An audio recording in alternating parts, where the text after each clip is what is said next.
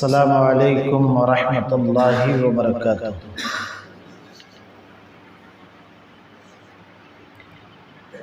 الحمدللہ نحمدہ ونستعینہ ونستغفرہ ونعوذ باللہ من شرور انفسنا ومن سیئات اعمالنا من يهده الله فلا مضل له ومن يضلل فلا هادي له واشهد ان لا اله الا الله وحده لا شريك له واشهد ان محمدا عبده ورسوله فاعوذ بالله من الشيطان الرجيم بسم اللہ الرحمن الرحیم۔ یا ایہا الذین آمنوا اتقوا اللہ حق تقاتہ ولا تموتن الا وانتم مسلمون۔ یا ایہا الناس اتقوا ربکم الذی خلقکم من نفس واحدہ وخلق منها زوجها وبث منهما رجالا كثيرا ونساء واتقوا الله الذي تساءلون به والارحام ان الله كان عليكم رقيبا۔ يا ايها الذين امنوا اتقوا الله وقولوا قولا سديدا يصلح لكم اعمالكم ويغفر لكم ذنوبكم ومن يطع الله ورسوله فقد فاز فوزا عظيما۔ اما بعد فإن خير الحديث كتاب الله وخير الهدي هدي محمد صلى الله عليه وسلم وشر الأمور محدثاتها وكل محدثة بدعة وكل بدعة ضلالة وكل ضلالة في النار۔ أعوذ بالله من الشيطان الرجيم بسم اللہ الرحمن الرحیم۔ فمن زحزح عن النار وادخل الجنة فقد فاز وما الحياة الدنيا إلا متاع الغرور۔ رب اشرح لي صدري ويسر لي أمري واحلل عقدة من لساني يفقهوا قولي سبحانك لا علم لنا إلا ما علمتنا إنك أنت العليم الحكيم۔ اللهم رب زدني علما اللهم رب زدني علما وارزقني فهما آمين۔ وقال الشاعر دنیا عجب بازار ہے سب جنسیاں تیار ہے۔ دنیا عجب بازار ہے سب جنسیاں تیار ہے، لے لو جو کچھ درکار ہے آخر فنا آخر فنا۔ دنیا عجب بازار ہے سب جنسیاں تیار ہے، لے لو جو کچھ درکار ہے آخر فنا آخر فنا۔ پھسلا بہت اب بھی سنبھل مت چال مدہوشی کی چل، پھسلا بہت اب بھی سنبھل مت چال مدہوشی کی چل، ایک دن گرے گا سر کے بل آخر فنا آخر فنا، ایک دن گرے گا سر کے بل آخر فنا آخر فنا۔ عزیز ساتھیوں، بزرگوں، پیارے بچوں، پردہ نشین خواتین، چھوٹے معصوم بچے، امت اسلامیہ، ہر قسم کی تعریفات، توصیفات، بزرگی، بڑائی، کبریائی، حمد و ثنا اس اللہ رب العالمین کے لیے بیان کرنا لائق و زیبا ہے، جو سارے جہان کا پالنہار، خالق و مالک، رازق، مربی، اس کے قبضہ قدرت میں ہم سبوں کی جان ہے۔ اس اللہ رب العالمین کی جتنی بھی تعریف کی جائے کم ہے۔ بعد درود و سلام ہو اللہ کے تمام نبیوں، پیغمبروں اور رسولوں پر، بالخصوص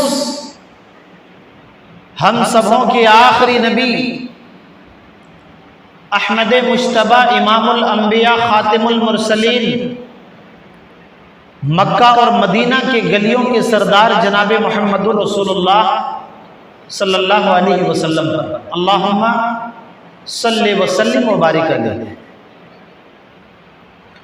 حضرات گرامی،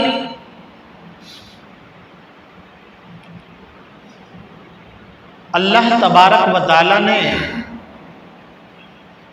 ہمیں اور آپ کو، پوری انسانیت کو، پوری دنیا والوں کو، جتنی چیزیں ہمیں اور آپ کو نظر آ رہی ہیں، ان تمام چیزوں کے بارے میں رب العالمین نے فرمایا کہ ان تمام چیزوں کو فنا ہے، ختم ہونے والی چیزیں، اور باقی رہنے والی ذات جو ہے وہ رب العالمین کی ذات ہے، وہ ہمیشہ سے ہے اور ہمیشہ تک رہے گی۔ ہم اور آپ جس زندگی کے اندر، جس دنیاوی زندگی کے اندر ہم اور آپ رہ رہے ہیں، اپنے زندگی کو گزار رہے ہیں، رب العالمین نے ہمیں اور آپ کو یہ زندگی ایک چھوٹی سی زندگی دی، مختصر سی زندگی، یہ ہمیشگی کی زندگی نہیں۔ کوئی بھی آدمی اس بات کو اپنے ذہن سے ہٹا دے کہ یہ دنیا ہمیشہ رہنے والی دنیا ہے، نہیں۔ آج کل 2 سال کے بعد، 50 سال کے بعد، 40 سال کے بعد ہمیں اور آپ کو اس دنیا سے جانا ہے، اور اس بات کا خیال رکھیں، ہم اور آپ جتنے بھی بیٹھے ہوئے ہیں، یہ چھوٹے چھوٹے بچے بھی بیٹھے ہوئے ہیں، ابھی 2023 کا یہ وقت چل رہا ہے، 2023، لیکن 2100 سال کے بعد، جیسے 2023 چل رہا ہے، 2123 سے پہلے جتنے بھی ابھی ہم لوگ ہیں، ایک بھی بندہ اس دنیا کے اندر نہیں رہے گا۔ 100 سال سے پہلے سارے لوگوں کو اس دنیا سے جانا ہے، کوئی بھی ہم میں سے نہیں ہوگا، کوئی بچہ بھی نہیں ہوگا، کیونکہ ہماری زندگی ایک مختصر سی زندگی ہے۔ رب العالمین نے اسی لیے اس دنیا کے تعلق سے فرمایا کہ اس دنیا کی کوئی حیثیت اللہ کے نزدیک نہیں ہے۔ تو رب العالمین نے ہمیشگی کی زندگی دے کر کے ہمیں اور آپ کو نہیں بھیجا ہے۔ ہم جانتے ہیں، دیکھتے ہیں کہ اس دنیا کے اندر ہمارے کتنے چاہنے والے ہیں، لڑکا ہے، لڑکی ہے، بیوی ہے، خاندان والے ہیں، بھائی ہیں، بچے ہیں، ماں ہے، باپ ہے۔ جب کسی کا اچانک انتقال ہو جاتا ہے، ہمیں اور آپ کو بڑی تکلیف ہوتی ہے کہ یہ بچہ ہمارا گزر گیا، یہ بچی ہماری چلی گئی، یہ بیوی ہماری چلی گئی، یہ معاملہ آتا ہے۔ آدمی ان کی جدائی کو برداشت نہیں کر پاتا، جو ایک محبت ہوتی ہے برداشت نہیں کر پاتا۔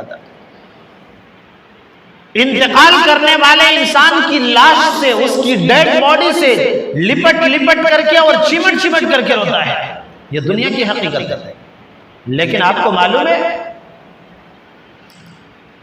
2-4 سال گزر جانے کے بعد، 2-4 مہینے گزر جانے کے بعد، جس کی جدائی کو ہم اور آپ برداشت نہیں کر پا رہے تھے، جس کی جدائی کے وقت ہمارے اوپر غم کے پہاڑ ٹوٹ پڑے تھے، لیکن دھیرے دھیرے اس دنیاوی زندگی میں رہ کر کے، دنیا کی رنگینیوں میں ڈوب کر کے، دھیرے دھیرے ان کی جدائی، ان کی محبت ہماری اور آپ کے دلوں سے نکلتی جاتی ہے، اور دنیا کی محبت ہمارے اور آپ کے دلوں کے اندر آ جاتی ہے، اور پھر 10-20 سال گزر جانے کے بعد ایسا معلوم ہوتا ہے کہ وہ بچہ ہمارے بیچ آیا بھی تھا اور یہاں سے چلا بھی گیا، معلوم نہیں چلتا ہے کتنے آئے اور کتنے چلے گئے۔ یہ دنیا کی حقیقت ہے۔ اسی لیے اللہ کے رسول صلی اللہ علیہ وسلم نے فرمایا کہ دنیا کی حیثیت اللہ کی نظر میں کچھ بھی نہیں ہے۔ ایک مثال اللہ کے رسول نے دیا کہ آدمی اگر اپنے انگلی کو سمندر میں ڈالتا ہے، جہاں پر سمندر ہے، سمندر کے اندر ہم اور آپ اپنے انگلی کو ڈالیں، سمندر سے انگلی نکالنے کے بعد یہ چند قطرے کا جو پانی ہماری انگلی نے کھینچا ہے، یہ انگلی کے ساتھ نکلنے والی پانی، یہ نکلنے والا پانی یہ کیا ہے؟ یہ دنیا ہے، اور سمندر یہ آخرت ہے۔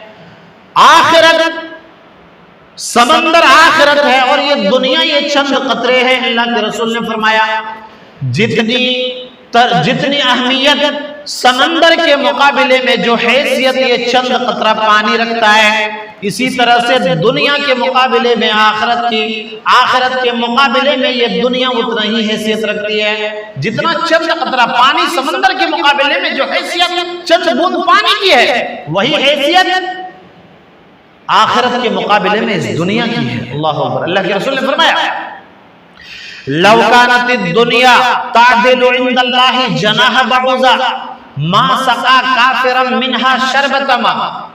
آپ نے کیا فرمایا؟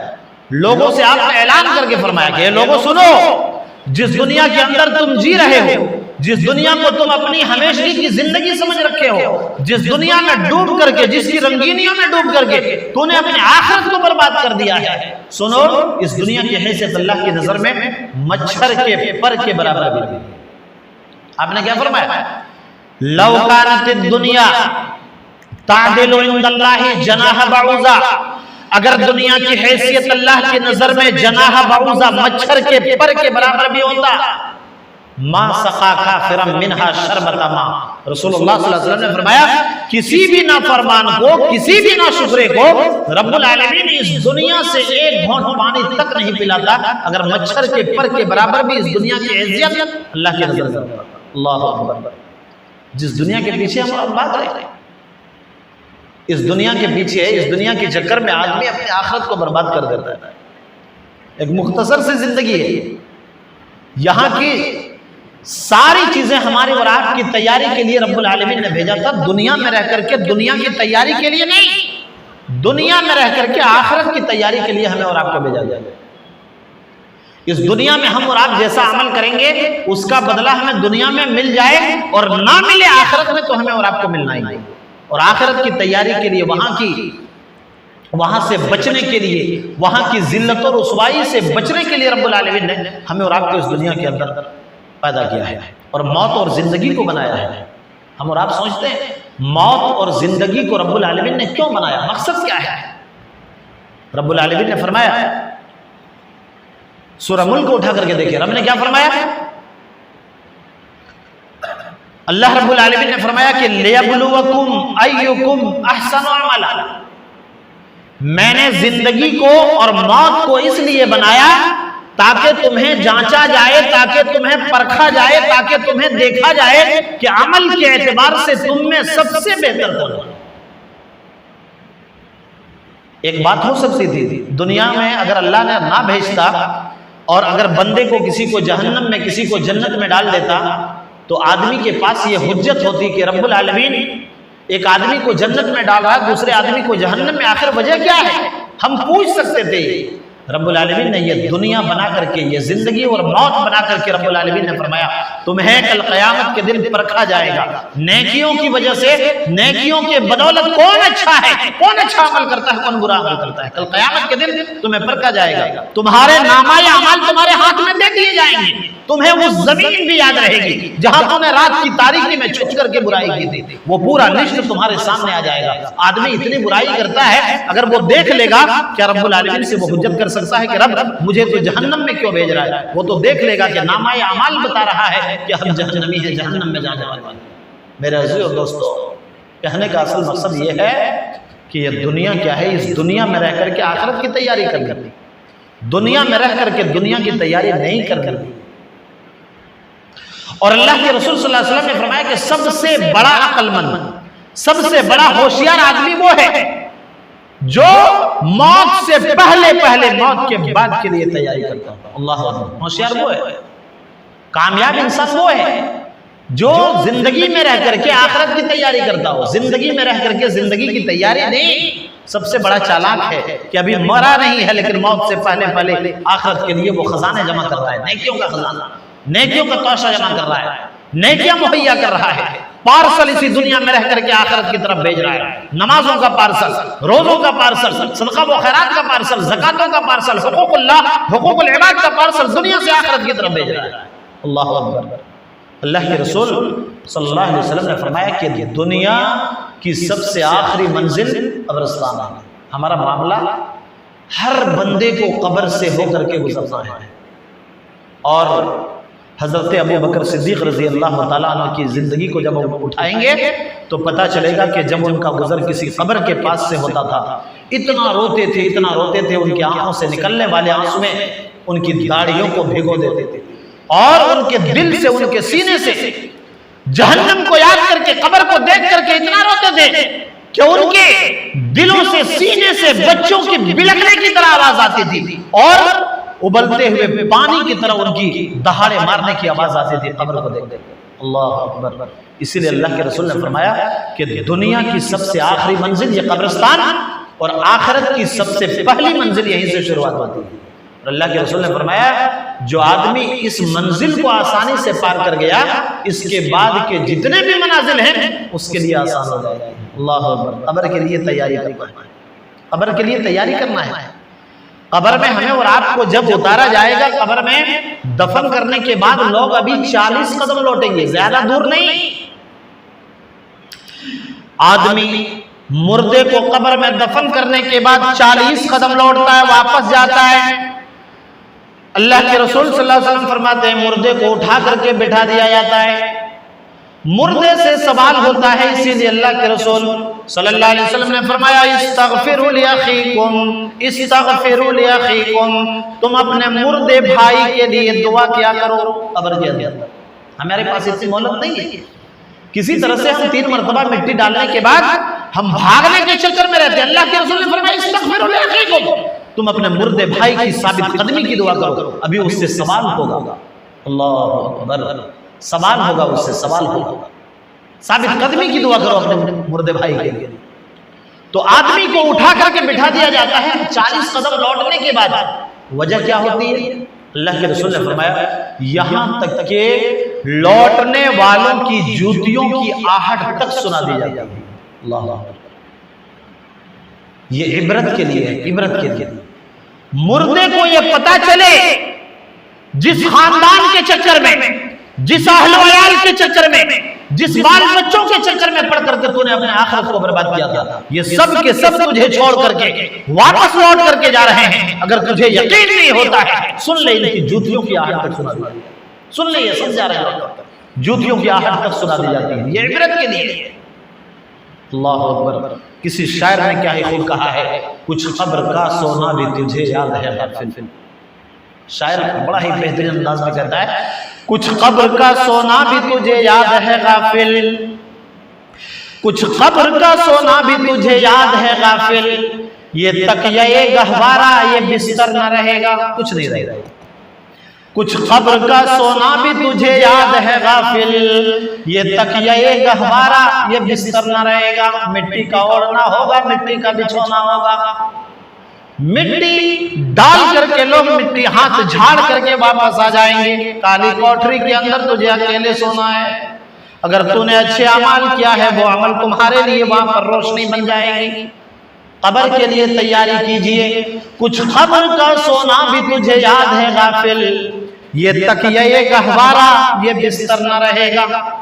دنیا میں جو دل چاہے تیرا کر لے کرا لے, دنیا میں جو دل چاہے تیرا کر لے کرا لے, چاہے تو بدی مول لے یا نیکی کما لے. جو کچھ کرنا چاہتے ہو چاہو تو نیکی کما لو, رات کی تاریکی میں اٹھ کر کے اپنے روٹھے رب کو منا لو, آنکھوں سے آنسو کے چند قطرے بہا لو, 2 سجدے کر لو اس رب العالمین کو منانے کے لیے. کسی مال و زر کی ضرورت نہیں ہوتی ہے. رات کی تاریکی میں اٹھ کر کے اگر ایک پاپی انسان رب العالمین کو یاد کرتا ہے, رب العالمین کے لیے, رب العالمین کے ڈر سے اگر روتا ہے, رب العالمین اس کے اوپر جہنم کو حرام کر دیتا ہے. جو آدمی رب کے ڈر سے روتا ہے, شاعر کہتا ہے دنیا میں جو دل چاہے تیرا کر لے کرا لے, چاہے تو بدی مول لے یا نیکی کما لے. آویں گے فرشتے قبر میں جب پوچھنے والے, آویں گے فرشتے قبر میں جب پوچھنے والے, تب تو ہی بتا کون تجھے جا کے سنبھالے. کوئی سنبھالنے والا نہیں ہوگا. سب کو اپنی فکر لگی ہوئی ہے, کسی کے پاس اتنا وقت نہیں ہے, دعا کرنے کے لیے ہم اور آپ تیار نہیں ہیں. شاعر آخری مصرع کہتا ہے بڑا ہی زبردست, دیکھیے قبر کا معاملہ ایسا ہے چاہے مالدار ہو غریب ہو سب کا ایک ہی ٹھکانہ ہونے والا ہے۔ اللہ اکبر، رب العالمین نے یہ برابری رکھی ہے، کفن بھی وہی، کپڑا بھی وہی، لباس بھی وہی، 5000 کا سوٹ پہننے والے لوگوں کے لیے بھی وہی سادہ سا سیمپل سا کپڑا، 1000 روپے کا کپڑا پہننے والے، لاکھوں کروڑوں کا کپڑا پہننے والے لوگوں کے لیے بھی اسی سیمپل کپڑے کو رکھا گیا ہے، کچھ اس دنیا سے لے کر کے نہیں جا سکتے۔ اسی لیے سکندر بادشاہ جب اس دنیا سے جا رہے تھے، اب تو معلوم ہے سکندر بادشاہ جنہوں نے پوری دنیا کے اندر حکومت کی، لیکن انہوں نے ایک وصیت کیا اپنے رہبریوں سے، کہا کہ جب میں اس دنیا سے چلا جاؤں، جب میری موت ہو جائے، میرا انتقال ہو جائے، تو تم کیا کرنا، میرے ہاتھ کو، میری مٹھی کو باندھنا نہیں، کھلا چھوڑ دو۔ اللہ اکبر، یہ عبرت ہے، کتنی بڑی عبرت دے کر کے وہ گئے، یہ نصیحت کے طور پر کیا کہا، جب میں اس دنیا سے چلا جاؤں، میری موت ہو جائے، سنو میرے خادموں، تم لوگ میرے مٹھی کو بند نہیں کرنا، کھلا چھوڑ دو۔ یہ عبرت کے لیے ہاتھ، جب لوگوں نے ان کے ہاتھ کو دیکھا کہ ہاتھ ان کے کھلے ہوئے ہیں، تو سکندر بادشاہ سے پوچھا گیا تھا کہ آخر وجہ کیا ہے؟ انہوں نے کہا تھا تاکہ دیکھنے والے لوگوں کو یہ پتا چل جائے کہ پوری دنیا کے اندر حکومت کرنے والا بادشاہ جب اس دنیا سے جا رہا ہے تو خالی ہاتھ جا رہا ہے، کچھ بھی لے کر کے اس دنیا سے جا رہا ہے۔ پوری دنیا کے اندر حکومت کرنے والا کچھ بھی لے کر کے نہیں جا رہا ہے، عبرت کے طور پر خالی ہاتھ جا رہا ہے۔ شاعر کیا کہتا ہے، سب مال تیرا چھین تجھے گھر سے نکالا، سب مال تیرا چھین تجھے گھر سے نکالے، اور لاکے تجھے کر گئے جنگل کے حوالے۔ اللہ اکبر، چاہے کتنا بڑا مالدار انسان ہو، سب پیچھا چھوڑ دیتا ہے، انسان کو تنے تنہا اس قبر کے اندر رہنا پڑتا ہے۔ اسی لیے اللہ کے رسول صلی اللہ علیہ وسلم کے زمانے میں صحابہ کرام اور دوسرے لوگوں کی حالت دیکھیے، قبر کو دیکھنے کے بعد ان سے برداشت نہیں ہوتا تھا، وہ کہتے تھے کہ کل تم میرے جیسے تھے اور میں کل تمہارے جیسا ہو جاؤں گا، کچھ دن پہلے تم میرے جیسے تھے، صحیح سلامت سب کچھ تھا تمہارے پاس، لیکن کچھ دنوں کے بعد، چند دنوں کے بعد میں تمہارے جیسا ہو جاؤں گا۔ ہماری بھی سڑی گلی ہڈیاں قبر کے اندر پڑی پڑی۔ ہمیں اور آپ کو رب العالمین سے دعا کرنا چاہیے کہ پاک پروردگار عالم تو ہمیں دین کی صحیح سمجھ عطا فرما، رب العالمین جنت میں لے جانے والے عمل کرنے کی توفیق عطا فرما۔ یہ چھوٹی سی زندگی ہے، نبی صلی اللہ علیہ وسلم نے دعا کا طریقہ بتلایا، آپ نے کیا فرمایا؟ ہر دعا کے اندر آپ اس آیت کو پڑھتے تھے، کیا فرماتے تھے؟ ربنا آتنا فی الدنیا حسنہ وفی الآخرۃ حسنۃ وقنا عذاب النار۔ نبی صلی اللہ علیہ وسلم جب بھی دعا کرتے تھے ربنا آتنا فی الدنیا حسنہ، اے اللہ جو دنیا کے اندر اچھائیاں رکھی گئی ہے، جو دنیا کے اندر اچھائیاں ہیں وہ ہمیں عطا کر دے، جو برائیاں ہیں وہ نہیں چاہیے، دنیا میں جو اچھائیاں ہیں وہ عطا کر دے، وفی الآخرۃ حسنہ جو آخرت میں اچھی چیزیں وہ عطا کر دے، وقنا عذاب النار رب العالمین تو ہمیں جہنم کی آگ سے بچا لے، جہنم کی آگ سے ہٹا لے، دور کر دے۔ یہ دعا کرتے تھے، تو پتہ ہی چلا کہ ہمیں اور آپ کو دنیا کے مقابلے میں جنت کی خواہش ہونی چاہیے، جنت کی نعمتوں کی خواہش ہونی چاہیے۔ ہم اور آپ دنیا کے اندر کیا کرتے ہیں؟ دنیا کی لالچ میں پڑ کر کے ہمارا یہ سوال ہوتا ہے کہ مولوی صاحب ذرا بتلا دیجئے کہ میرا کام کاروبار کیسے اچھا چلے تاکہ دنیا حاصل ہو جائے، مال آ جائے، گاڑی آ جائے، 4 ویلر آ جائے، 2 ویلر آ جائے، مکان آ جائے، عالیشان بلڈنگ آ جائے، کوئی ایسا عمل بتلا دیجئے جس کو میں کروں دنیا حاصل کر لوں۔ ایک صحابی رسول آتے ہیں اللہ کے رسول صلی اللہ علیہ وسلم، غور سے سنیے اس بات کو، صحابی رسول آتے ہیں، دیہات سے چل کر کے آئے ہیں، دور سے چل کر کے آئے ہیں، اور کیا کہتے ہیں؟ دلنی علی عمل اذا عملت دخلت الجنہ۔ پیارے نبی صلی اللہ علیہ وسلم سے آ کر کے سوال کرتے ہیں اللہ کے رسول صلی اللہ علیہ وسلم، مجھے دنیا کی کوئی لالچ نہیں ہے، نہ مال چاہیے نہ اور کوئی چیز چاہیے، کچھ نہیں چاہیے، دلنی علی عمل اذا عملت دخلت الجنہ۔ اے پیارے نبی صلی اللہ علیہ وسلم مجھے کوئی ایسا عمل بتلا دیجئے جس کو کر کے میں جنت میں چلا جاؤں۔ اللہ کیا سوال تھا؟ جنت کی بڑی لالچی ہوں، جنت کا لالچ آتا ہے میرے دل کے اندر، میں جنت کا بڑا حرص رکھتا ہوں اپنے دل کے اندر، مجھے مال نہیں چاہیے، مجھے دنیا کی کوئی بھی چیز نہیں چاہیے، میں ٹھوکر مارتا ہوں دنیا کی تمام چیزوں کو، کہتے ہیں دلنی علی عمل اذا عملتہ دخلت الجنہ، کوئی ایسا عمل بتلا دیجئے جس کو کر کے میں جنت میں چلا جاؤں. آپ نے اسے 4 چیزوں کا حکم دیا. ہمیں بھی ان چیزوں کے اوپر عمل کرنا چاہتے ہیں. اگر ہم جنت میں جانا چاہتے ہیں بھائی، صحابی رسول کہتے ہیں مجھے کوئی ایسا عمل بتلائیے جس کو کر کے میں جنت میں چلا جاؤں. آپ نے 4 چیزوں کا حکم دیا. آپ نے کیا فرمایا؟ آپ نے فرمایا تعبد اللہ، اگر تم جنت میں جانا چاہتے ہو، اے رابعہ دیہاتی صحابی، اگر تم جنت میں جانا چاہتے ہو، تعبد اللہ، ایک اللہ کی عبادت کرنا، لا تشرک بہ شیئا، رب کی عبادت میں کسی دوسرے کو شریک مت ٹھہرانا. رکوع رب کے لیے، سجدہ رب کے لیے، دعا رب کے لیے، نماز رب کے لیے، نظر و نیاز یہ سب کے سب رب العالمین کے لیے ہے. ان تمام عبادتوں میں رب کی عبادت میں کسی دوسرے کو شریک نہیں ٹھہرانا ہے اگر تم جنت میں جانا چاہتے ہو. اللہ اکبر. ہم اور آپ اسی توحید کے ماننے والے ہیں، اور جتنے بھی نبی اس دنیا کے اندر آئے، سارے نبیوں کا مشن، سارے نبیوں کا ایک ہی مشن تھا. وہ کیا کرتے تھے؟ ایک اللہ کی عبادت کرو، تعبد اللہ، ایک اللہ کی عبادت کرو. ایک اللہ کی عبادت کے لیے انہوں نے کہا. اور دوسرے نمبر پر آپ نے کیا فرمایا؟ اگر جنت میں جانا چاہتے ہو تو کیا کرو؟ ایک اللہ کی عبادت کرو، رب کی عبادت میں کسی دوسرے کو شریک مت کرو. دوسرے نمبر پر آپ نے فرمایا وَتُقِيمُ الصَّلَاةَ الْمَكْتُوبَةَ، اگر تم جنت میں جانا چاہتے ہو 5 وقت کی نماز پابندی کے ساتھ ادا کرنا. اللہ اکبر. یہ کتنی بڑی ذمہ داری ہے. پتہ ہی چلا کہ جنت میں جانے کے لیے نماز کا ہونا شرط ہے. اگر کوئی آدمی بے نمازی بن کر کے گھوم رہا اور یہ سمجھتا ہے کہ ہم جنتی ہیں، یہ غلط فہمی ہے اس کی. جنت میں نہیں جا سکتا. اب قرآن بھی اٹھا کر کے دیکھیں، اٹھائیے سورہ مدثر. اللہ نے کیا فرمایا؟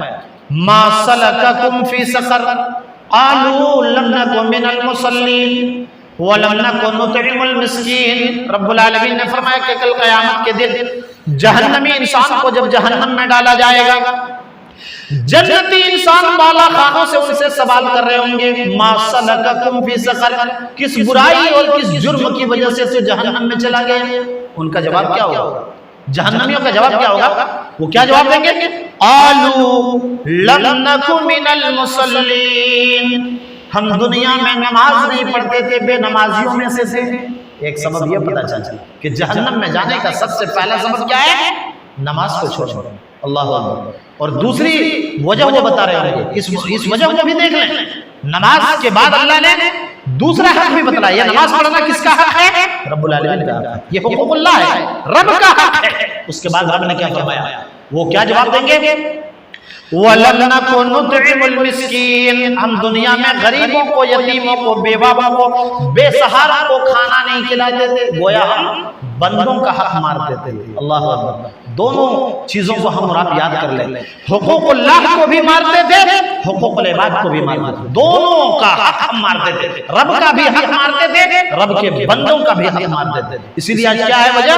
جہنم میں چلے گئے. گویا نماز بھی پڑھنا یہ بھی ضروری ہے، اور لوگوں کا حق ادا کرنا یہ بھی ضروری ہے. اگر ہم نماز پڑھ لیے تو صرف نماز پڑھنے سے ہمارا کام چلنے والا نہیں ہے. حقوق اللہ کو بھی حقوق العباد کو بھی ادا کرنا بہت ضروری ہے. اگر کوئی غریب ہے، یتیم ہے، بیوہ ہے، بے سہارا ہے، ان کو سہارا دینا بھی بہت ضروری ہے. تو میں یہ کہہ رہا تھا، صحابی رسول سے اللہ کے رسول نے فرمایا وَتُقِيمُ الصَّلَاةَ الْمَكْتُوبَةَ، اگر تم جنت میں جانا چاہتے ہو تو 5 وقت کی نماز پابندی کے ساتھ ادا کرو. نماز کے اندر آج بہت ساری کوتاہیاں ہوتی ہیں. ہم اور آپ دیکھتے ہیں، یہاں کی بات نہیں ہے، پورے مسلمانوں کا آپ جائزہ لے لیجئے. جمعے کے دن مسجدیں بھر جاتی ہے، غیر جمعے میں آپ جا کر کے دیکھیے تو بہت کم نمازی. الحمدللہ یہاں خوشی ہوئی، فجر کے وقت کافی تعداد میں نمازی تھے. یہ اللہ رب العالمین کا بہت بڑا شکر ہے، بہت احسان و کرم ہے کہ رب العالمین نے اپنے سامنے جھکا رہا ہے ہمیں، اور آپ کو اپنے سامنے جھکنے سے روکا نہیں ہے. جو لوگ بے نمازی ہیں، اس کا مطلب یہ ہے کہ رب العالمین اسے اپنے سامنے جھکانا پسند نہیں کرتا ہے. تو صحابی رسول سے کیا فرمایا؟ وَتُقِيمُ الصَّلَاةَ الْمَكْتُوبَةَ، اگر تم جنت میں جانا چاہتے ہو 5 وقت کی نماز ادا کرنا. 2 چیزوں کو بتانے کے بعد میں اپنی بات کو ختم کرتا ہوں. پھر تیسرے نمبر پر آپ نے فرمایا وَتُؤْتِيَ الزَّكَاةَ الْمَفْرُوضَةَ، اے صحابی رسول اگر تو اپنی زندگی کے اندر مالدار بن جاؤ، ابھی تو غریب ہے، ابھی صحابی رسول کہتے ہیں کہ میرے پاس مال نہیں ہے. اللہ کے رسول نے فرمایا کہ ابھی مال نہیں ہے، اگر تم اپنی زندگی کے اندر کبھی مالدار بن جاؤ، وَتُؤْتِيَ الزَّكَاةَ الْمَفْرُوضَةَ، فرض زکات کو ادا کرنا اگر تم جنت میں جانا چاہتے ہو۔ اللہ اکبر، 3 چیز ہو گئی۔ چوتھے نمبر پر آپ نے فرمایا وَتَصُومَ رَمَضَانَ، اگر تمہاری زندگی کے اندر رمضان المبارک کا بابرکت مہینہ آ جائے۔ اللہ اکبر، رمضان کا مہینہ سارے مہینوں کا سردار، سارے مہینوں کا سردار۔ اگر تمہاری زندگی کے اندر رمضان کا مہینہ آ جائے، اس مہینے کا بھرپور فائدہ اٹھانا، روزہ رکھنا، نمازیں پڑھنا، صدقہ و خیرات کرنا، اگر تم جنت میں جانا چاہتے ہو۔ 4 چیزیں ہو گئی۔ سب سے پہلے توحید پر جمے رہنا، ایک اللہ کی عبادت کرنا، اس کی عبادت میں کسی دوسرے کو شریک مت ٹھہرانا، 5 وقت کی نماز ادا کرنا، فرض زکات کو ادا کرنا، رمضان المبارک کے مہینے کا اہتمام کرنا۔ صحابہ رسول نے کہا اللہ کے رسول مجھے منظور ہے، آپ اپنے ہاتھ کو دیجئے، میں آپ کے ہاتھ میں ہاتھ رکھ کر کے بیعت کرتا ہوں، یہ وعدہ کرتا ہوں جب تک زندگی باقی رہے گی ایک اللہ کی عبادت کروں گا، رب کی عبادت میں کسی کو شریک نہیں کروں گا، 5 وقت کی نماز پابندی کے ساتھ ادا کروں گا، فرض زکات کو ادا کروں گا، رمضان کے مہینے کا اہتمام کروں گا۔ اللہ کے رسول نے فرمایا قال والذی نفسی بیدہ لا ازید ولا احصی، آپ نے کیا فرمایا؟ قسم ہے اس رب کی جس کے قبضہ قدرت میں میری جان ہے۔ نبی صلی اللہ علیہ وسلم نے قسم کھا کر کے کہا، ذرا بتلائیے کسی بات کے اوپر اگر ہم اور آپ قسم کھاتے ہیں تو اس بات کی کتنی تائید بڑھ جاتی ہے، اس کی ویلیو بڑھ جاتی ہے۔ نبی نے قسم کھا کر کے فرمایا کہ والذی نفسی بیدہ لا ازید ولا احصی، صحابی رسول اے صحابیوں کی جماعت سے فرمایا کہ اے صحابیوں کی جماعت، اگر تم کوئی جنتی آدمی دیکھنا چاہتا ہے اس دنیا کے اندر تو اس صحابی کی طرف دیکھ لے، اس نے پکا وعدہ کیا ہے کہ یہ کام میں کروں گا، یہ جنتی ہے، یہ جنتی ہے، یہ اللہ اکبر۔ دنیا کے اندر جنت کی سرٹیفکیٹ مل گئی، کس کی زبانی؟ جناب محمد رسول اللہ صلی اللہ علیہ وسلم کی زبان سے، نبی کی زبان سے جنت کی سرٹیفکیٹ اسی دنیا کے اندر مل گئی۔ وجہ کیا تھی؟ مال کا لالچ نہیں تھا۔ انہوں نے کیا کہا؟ مال نہیں چاہیے، کاروبار نہیں چاہیے، دنیا کی کوئی بھی دولت نہیں چاہیے، رب العالمین سے مجھے جنت کا طلب ہے، جنت چاہیے، مجھے جنت چاہیے۔ اللہ اکبر۔ تو میں یہ کہہ رہا تھا اصل کامیابی وہی ہے۔ اللہ نے کیا فرمایا؟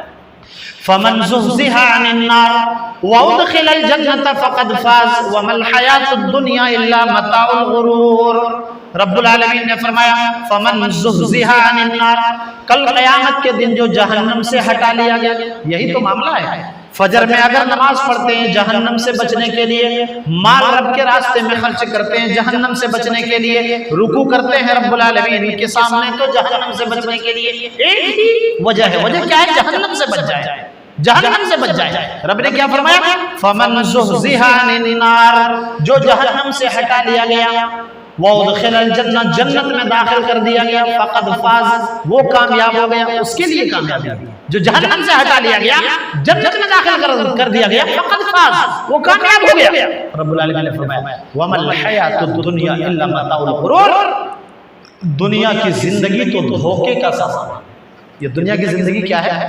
دھوکہ ہے، اس میں دھوکہ ہی دھوکہ ہے۔ اب دیکھیں اگر نماز چھوڑ کر کے آپ مال کما رہے ہیں، اگر روزہ چھوڑ کر کے مال کما رہے ہیں، اچانک آپ کا انتقال ہوتا ہے، مال آپ کے قبر تک بھی لے جانے کے لیے تیار نہیں، قبر میں لے جانے کے لیے دوسری گاڑیوں کا انتظام کیا جاتا ہے۔ آپ کے پاس 4 ویلر ہے، 4 ویلر میں آپ کو سوار نہیں کیا جائے گا، اس دن لوگ خود آپ کی گاڑی بن جائیں گے، لوگ خود پہیے بن جائیں گے، آپ کو اپنے کاندھے پر لاد کر کے لے کر کے جائیں گے۔ مال جہاں کے تہاں، اولاد جہاں کے تہاں، لوگ یہاں تک کہنے لگیں گے آپ کے پاس جتنا بھی مال ہو، آپ کے پاس عالیشان بلڈنگ ہو، لیکن کیا کہیں گے؟